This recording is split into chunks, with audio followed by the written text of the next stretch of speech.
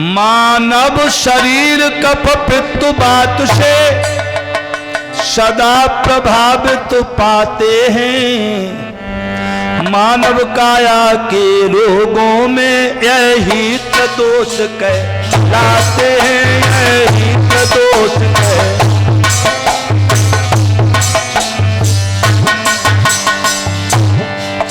Cup सदा मनुज बक्ष स्थल के, कप सदा मनुष्य बक्ष स्थल के ऊपरी भाग में रहता है, ऊपरी भाग में रहता है।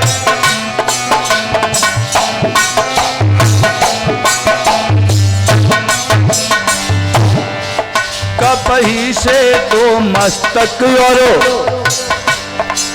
कप ही से तो मस्तक और सर सदा प्रभावित रहता है, सर सदा प्रभावित।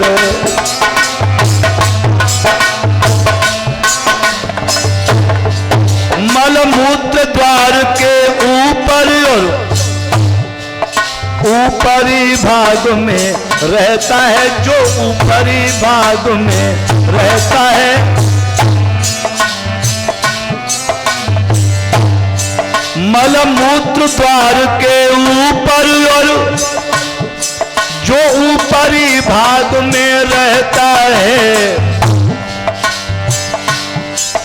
प्रदोषों में दूसरा दोष है पित्त चरक मुनि, कहते हैं ये पित्त चरक मुनि।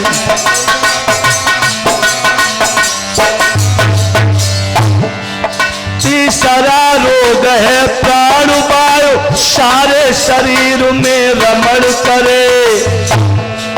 जब यही संतुलन बिगड़ जाए मानव रोगों में रमण करे, मानव रोगों में।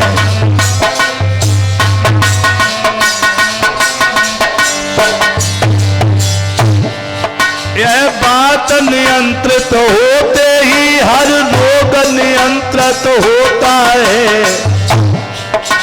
छोटी सी लकुटी हाथ लिए ऋण चुका रहे यदु नंदन है, ऋण चुका रहे यदु।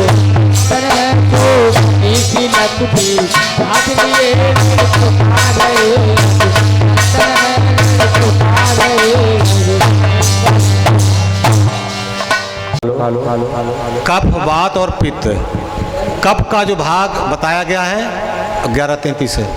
कफ का जो हिस्सा बताया गया छाती के ऊपर, और पेट में पित्त का, और उसके सारे शरीर में वात का हिस्सा होता है। और जब ये बिगड़ जाता है तो मानव रोगों में रमण